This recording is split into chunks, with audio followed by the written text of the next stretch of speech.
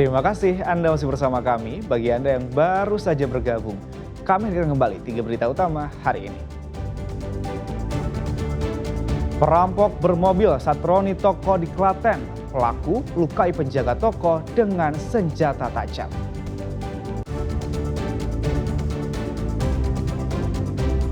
Ibu dan 2 anaknya tewas tersambar kereta api saat melintas di perlintasan sebidang tanpa palang di Kabupaten Pekalongan. Akhir tahun, harga ayam potong hingga telur di Kota Semarang melonjak.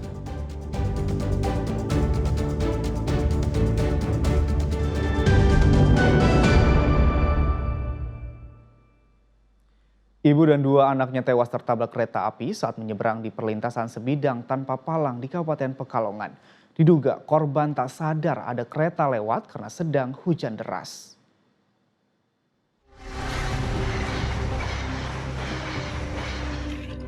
Jasad seorang ibu dan 2 anak laki-lakinya jadi tontonan warga saat dievakuasi petugas.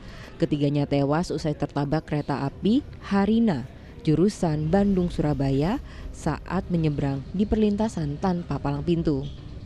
Proses evakuasi jadi tontonan warga Desa Tengenwetan, Kecamatan Siwalan, Kabupaten Pekalongan.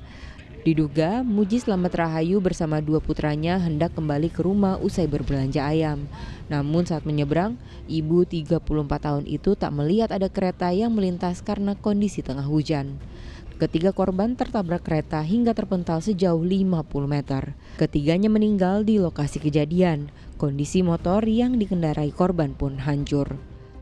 Jadi kecelakaan sehingga mengakibatkan ada 3 orang meninggal dunia, 1 ibu-ibu dan 2 anak laki-laki, di mana pada saat korban pada saat penyeberangan ke jalan yang melintasi kereta dengan kondisi hujan, tiba-tiba dari kereta Harina jurusan Bandung-Surabaya itu menabrak sepeda motor sehingga mengakibatkan korban meninggal dunia. Ketiga jasad korban dievakuasi ke kamar jenazah RSUD Kraton Pekalongan.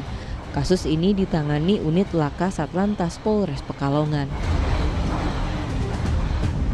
Kuncoro Wijayanto melaporkan dari Kabupaten Pekalongan.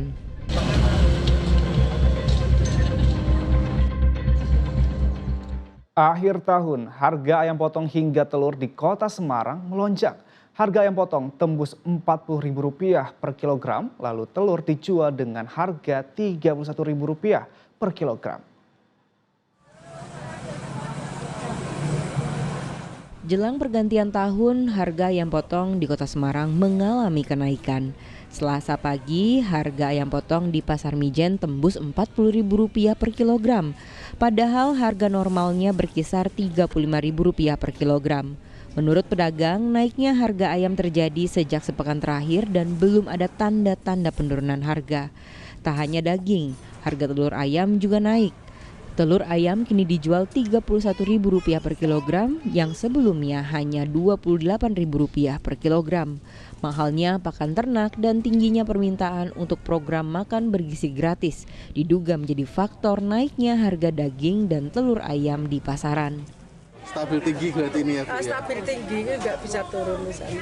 Yang naik lagi apa nih Bu? Telur masih acep 31. Telur 31, padahal sebelumnya 28. 28. Bu ini gimana pembeli Bu? Pembeli biasa. Biasa aja ya Bu ya? Iya. Ini prediksinya bisa turun lagi nggak sih Bu ini Bu? Awal tahun atau gimana? Agaknya nggak bisa. Soalnya ini tuh menjelang tahun baru, ruahan, puasa. Langsung lebaran. Biasanya nggak turun. Nggak turun. Diprediksi tingginya harga ayam dan telur akan stabil hingga Idul Fitri nanti. Ali Muftagirin melaporkan dari Kota Semarang. Sejumlah kecelakaan berujung maut terjadi di momen libur Natal dan Tahun Baru. Salah satunya kecelakaan di Tol Simpang Susun Krapyak, Kota Semarang. Faktornya beragam, seperti belum mahir mengemudi. Butuh langkah tegas dari pemerintah dalam pengawasan agar keselamatan berkendara menjadi prioritas.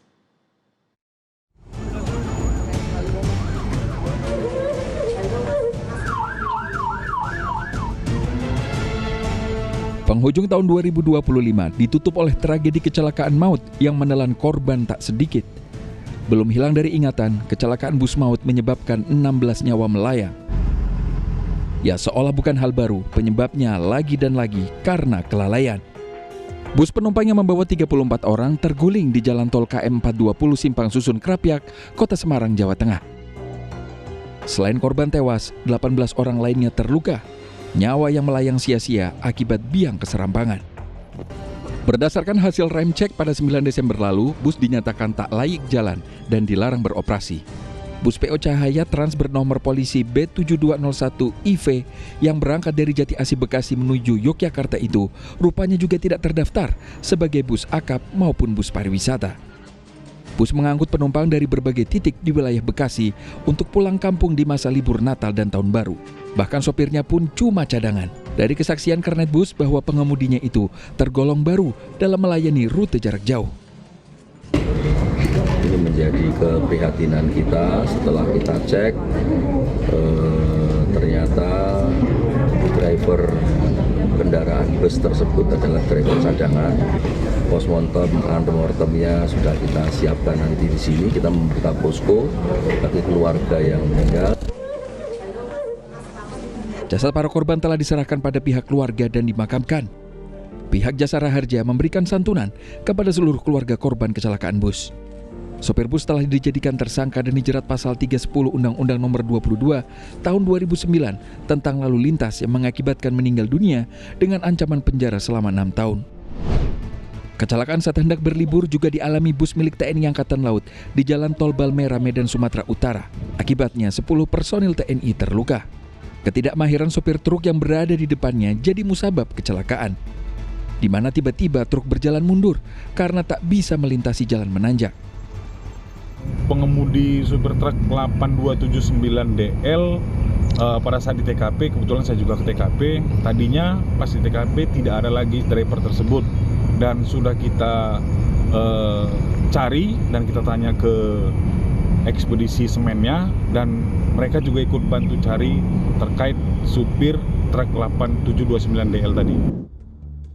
Berdasar catatan Korlantas Polri, angka kecelakaan saat momen Natal dan Tahun Baru mengalami tren yang berubah-ubah. Di tahun 2023, angka kecelakaan mencapai 2.700 dan meningkat di tahun 2024. Sementara di tahun 2025, angka kecelakaan mengalami tren penurunan.